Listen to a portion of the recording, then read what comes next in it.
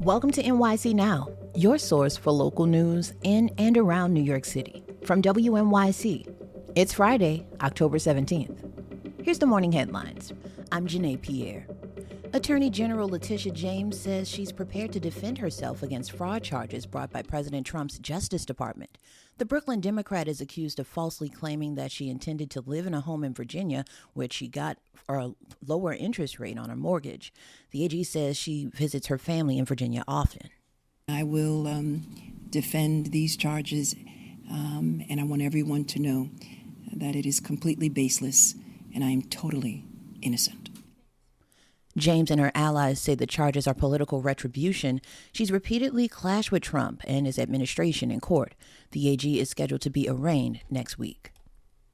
Domestic violence complaints in New York City have surged over the past 5 years, and WNYC's Charles Lane reports that increased arrests so far have not been effective. Reports of domestic violence rose 18% since 2019. The city has also been making more arrests, but Saloni Sethi with the mayor's office to end domestic violence says that approach isn't working. I think what this tells us is that tool is not doing enough on its own, right? That we haven't necessarily seen a meaningful decrease in the number of domestic incidents in the past 5 years. Other major crimes have been returning to pre-pandemic levels, but interpartner violence has only increased, according to police data. The NYPD is creating a new unit to handle domestic violence cases from start to finish, rather than having different officers from different units investigate the same crime. The city council is weighing the future of Hart Island, the city's public cemetery and final resting place for more than 1 million people. Capacity is at the center of the conversation. At a hearing yesterday, city officials told lawmakers the island had about 18 years left. Melinda Hunt is director of the Hart Island Project, which helps families connect with records in the island's history. She says studies so far haven't accounted for sea level rise.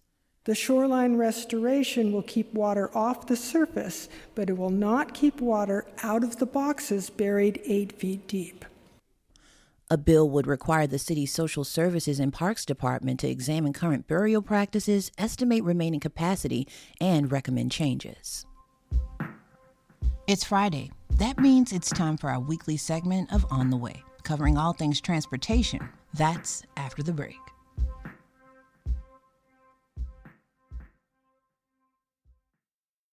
NYC.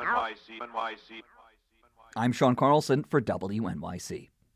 It's time for On the Way, our weekly segment on all things considered, breaking down the week's transit news. Joining us is WNYC's transportation reporter Stephen Nesson and Ramsey Khalife and editor Clayton Guza.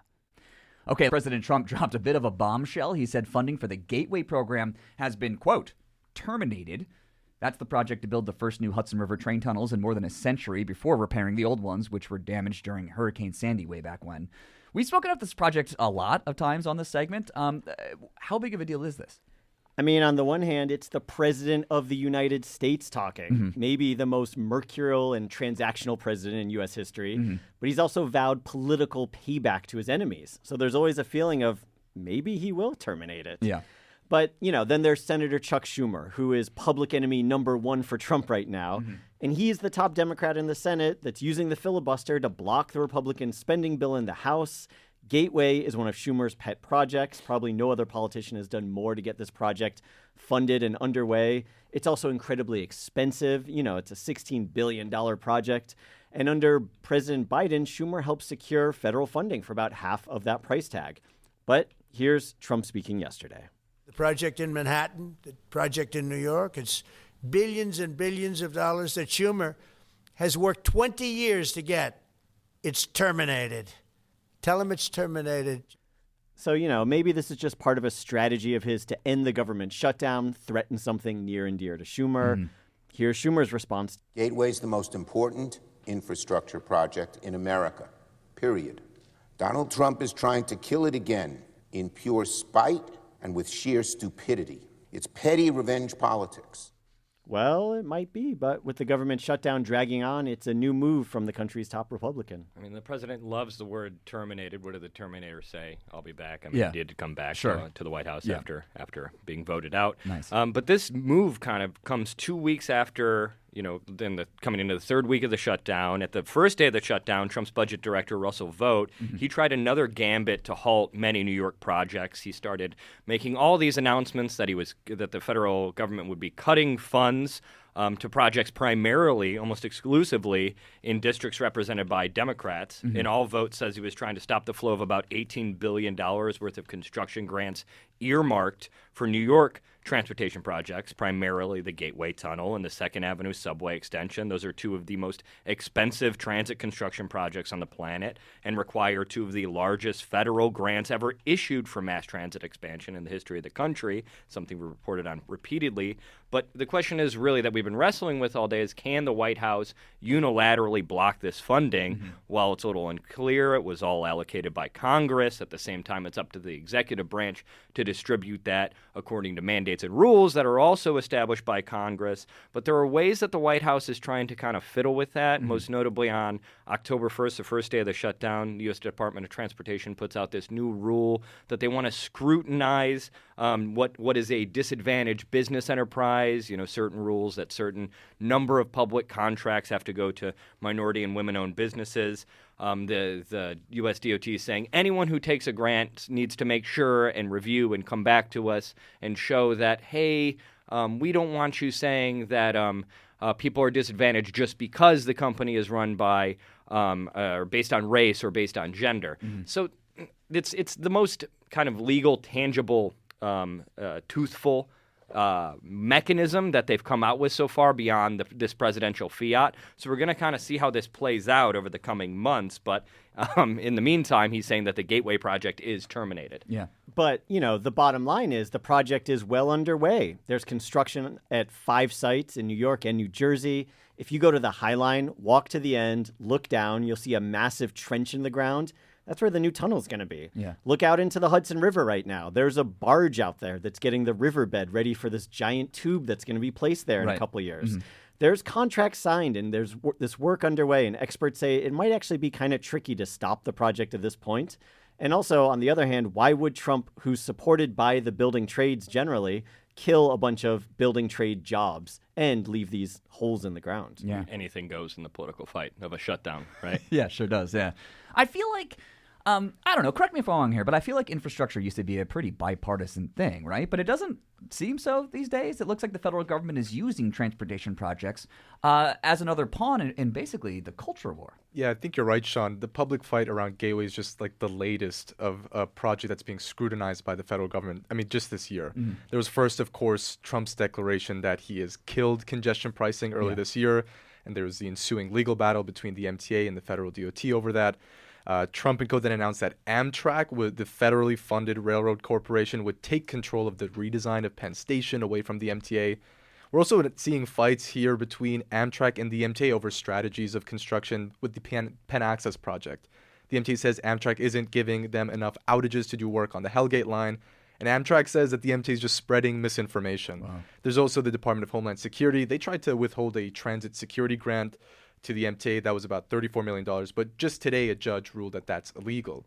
So from the last 9 months alone, transportation and infrastructure projects have really become a hot button issue. Yeah. Of course, we covered all of this during the first Trump administration, where he also kind of meddled in New York City transportation issues, most famously holding up congestion pricing, and that held up the next phase of the 2nd Avenue subway. And as soon as Biden took office, congestion pricing passed, Gateway got fully funded, and 2nd Avenue subway moved forward. Yeah. Now he's trying to roll it all back. Let's not forget, he's tried to revoke approval for congestion pricing and failed. The difference is congestion pricing didn't require any federal money. These projects required the distribution of federal funds. Speaking of money, a report this week found the MTA could have a major hole in its budget due to unreimbursed FEMA funds from COVID. Stephen, what's going on? How bad is that? Well, I learned this week, Sean, unbelievably, that the MTA has never been reimbursed for COVID expenses from FEMA. Wow. This is for things like supplies, equipment, and workers who cleaned the subways during those darkest days of the pandemic. Remember when former Governor Cuomo shut down the transit system for the first time, kicking homeless people off the trains and disinfecting trains? Well, none of those funds have been reimbursed. Wow. And this is all to say the MTA was expecting to receive that money. They put it in their budget. They assumed they were going to get $300 million this year, $300 million next year. And really, it just looks like that money isn't going to come. Didn't come during the Biden administration either, we should add. And, we just spoke about all the Trump meddling in New York business. Do you really think that administration is going to send us $600 million now? Yeah. Yeah, I mean, Stephen here has made the point that it feels like waiting for Godot. They've been sitting around for years waiting for money that simply isn't going to arrive. But the MTA board has to pass a balanced budget, according to state law, by the end of the year. Next month, they're going to come out with their financial plan. They're looking at this $300 million gap, and they have limited options. They're already raising fares. That's already accounted for. That doesn't apply to this $300 million. They can find some money under the cushions. They can find some efficiencies. They don't have time to go ask the state for more tax money. They can cut some jobs. They can cut service. It kind of puts them in a pinch that could legitimately affect riders. But even a point about this $300 million or $600 million, they got a lot of money in COVID relief. But this $600 million that they're talking about, $300 million a year, dates back to these emergency contracts that were issued under emergency order during COVID. And a lot of those contracts came under scrutiny because a lot of the workers that were hired to pay to clean subway cars overnight during the overnight shutdown during the pandemic, they were underpaid. It prompted a lawsuit from the city comptroller. It really kind of boiled down to a lot of scrutiny, and the MTA asking the feds to reimburse them for those costs. And now we're at a time where ridership has gone back, so the MTA is hovering around 80% pre-pandemic levels, and they've boasted that they're bringing in more service. Ultimately, the question now becomes, how do they continue to maintain this level of service with a looming deficit approaching, and the feds don't reimburse that money? Well, thank you so much to WNYC Stephen Nesson, Ramsey Khalife, and Clayton Guzza. You can stay in the know on all things transit or ask a question of your own by signing up for our weekly newsletter at gothamist.com/ontheway. My friends, again, action-packed week. Thanks so much. Thanks, Sean. Thank you.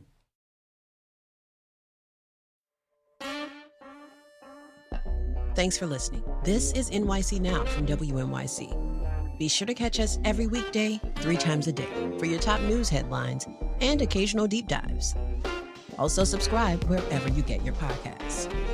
We'll be back this evening.